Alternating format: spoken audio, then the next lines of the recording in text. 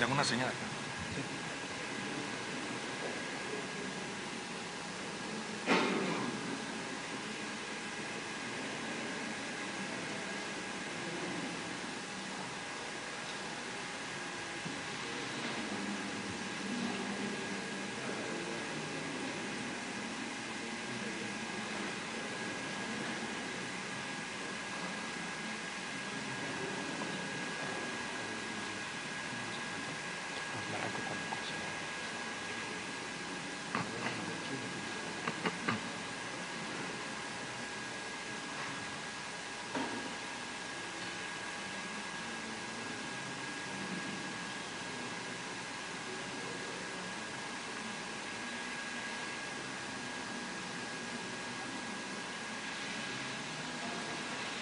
Muy buenas tardes. Damos la bienvenida a la Presidenta Constitucional de los Estados Unidos Mexicanos, doctora Claudia Sheinbaum Pardo, y al Presidente de la República Francesa, excelentísimo señor Emmanuel Macron. Bonjour à toutes et à tous. Nous souhaitons la bienvenue à la Présidente constitutionnelle des États-Unis mexicains, Madame Claudia Sheinbaum Pardo, et au Président de la République française, Son Excellence Monsieur Emmanuel Macron. Asimismo, damos la más cordial bienvenida a los medios de comunicación que nos acompañan en esta tarde. Nous souhaitons également la bienvenue aux médias qui nous accompagnent cet après-midi. En estos momentos, hace uso de la palabra el Presidente de la República Francesa, excelentísimo señor Emmanuel Macron. Son Excellence Monsieur Emmanuel Macron, Président de la République française, va à présent s'exprimer. Merci beaucoup, Mesdames, Messieurs, Madame la Présidente. Chère Claudia, Mesdames, Messieurs les ministres, Mesdames les ambassadrices, Mesdames, Messieurs, en vos grades et qualités. Je veux avant toute chose remercier très sincèrement Madame la Présidente Sheinbaum pour l'accueil qu'elle nous a réservé aujourd'hui. Et je suis heureux, avec la délégation qui m'accompagne, de pouvoir être à vos côtés à Mexico pour renforcer les liens entre nos deux pays et nos deux peuples.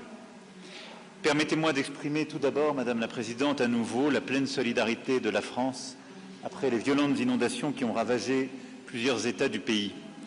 La France présente ses condoléances aux familles des nombreuses victimes et assure le peuple mexicain de son plein soutien dans cette épreuve. Nos pensées vont aussi aux familles des victimes de l'explosion dans l'État du Sonora. Le Mexique est un pays ami et un partenaire stratégique de la France. Et je suis particulièrement heureux d'effectuer aujourd'hui cette première visite officielle d'un président français depuis 2014, plus de 60 années après la visite du général de Gaulle ici au Mexique.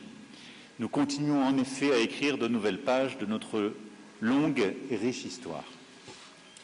Le Mexique et la France sont unis par un même esprit des Lumières et nous avons en commun ces valeurs de liberté, d'émancipation, de dignité. Certes, notre histoire a connu des périodes troublées, mais oserais-je rappeler que lorsque Napoléon III envoyait des troupes au Mexique, la France du poète Victor Hugo, en exil volontaire, apportait son soutien indéfectible à la cause libérale mexicaine dans une lettre restée célèbre, et je cite le poète : « Vous avez raison de me croire avec vous, ce n'est pas la France qui vous fait la guerre, c'est l'Empire. Je suis avec vous, vous et moi nous combattons contre l'Empire, vous dans la patrie, moi dans l'exil. » Madame la Présidente, la France aime le Mexique et nous fêterons l'année prochaine 2 siècles de relations diplomatiques, tissées de cette amitié et de cette admiration réciproque qui a toujours existé entre nos intellectuels, nos artistes, nos scientifiques, nos entrepreneurs, portée aussi par la confiance économique qui nous lie. Dans la perspective de ce bicentenaire, nous entamons aujourd'hui un nouveau chapitre de notre partenariat stratégique déjà intense et que nous voulons global et encore plus concret. En adoptant une déclaration et un plan d'action conjoint, nous nous fixons une nouvelle ambition et des objectifs communs. D'abord, en réaffirmant notre attachement à un ordre mondial fondé sur le respect du droit international, du multilatéralisme, de la souveraineté des États et des droits de l'homme. Nous avions eu l'opportunité d'en parler lors de notre première rencontre il y a 1 an à Rio de Janeiro, en marge du sommet du G20, réunion au cours de laquelle nous avions constaté notre vision convergente sur de nombreux sujets internationaux. Dans un monde de plus en plus fragmenté, nous nous engageons à porter ensemble des initiatives communes au plan multilatéral comme celle sur l'encadrement du droit de veto en cas de crime de masse. Nous avons évoqué ensemble notre volonté commune de lutter contre les dérèglements climatiques.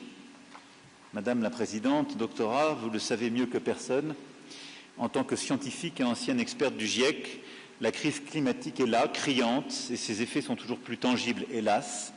Et 10 ans après la signature historique de l'accord de Paris, nous sommes convaincus qu'il faut poursuivre les efforts et même les redoubler. Nous devons accélérer notre adaptation pour faire face aux effets dévastateurs d'événements climatiques extrêmes de plus en plus fréquents et intenses que nos deux pays connaissent déjà trop souvent. Nos pays renforceront aussi leur action pour la protection de la haute mer et pour la biodiversité, dont la disparition est non moins alarmante, comme la COP30 à Belém, d'où je reviens, vient de le rappeler. Alors que la tentation du repli sur soi n'a jamais été aussi forte sur tous les continents, c'est au contraire de solidarité internationale et d'amitié entre les peuples dont nous avons besoin, valeur chère à nos deux pays. Le Mexique et la France partagent également un engagement commun pour la promotion de l'égalité entre les femmes et les hommes à travers une diplomatie féministe. Merci d'avoir participé si activement à la 4e conférence ministérielle des diplomaties féministes qui s'est tenue récemment à Paris, suite à celle de Mexico en juillet 2024. Et je salue à cet égard le rôle moteur que vous jouez, Madame la Présidente. Au-delà de ces enjeux internationaux, de notre engagement également commun pour la paix, l'approfondissement de notre partenariat stratégique bilatéral est au cœur de cette visite. Il passe par l'impulsion que nous souhaitons donner à notre coopération économique. Les 700 entreprises françaises déjà présentes au Mexique génèrent 180 000 emplois directs et 700 000 emplois indirects sur le sol mexicain. Et je l'espère, encore plus demain. Elles sont ainsi le premier employeur du pays dans le secteur stratégique de l'aéronautique. Nos entreprises continueront d'investir et de créer des emplois au Mexique, en particulier dans les secteurs érigés en priorité dans le plan Mérico, l'énergie, les transports, en particulier le ferroviaire et l'aéronautique, l'économie circulaire, la transition juste, la santé, l'innovation. Nous venons à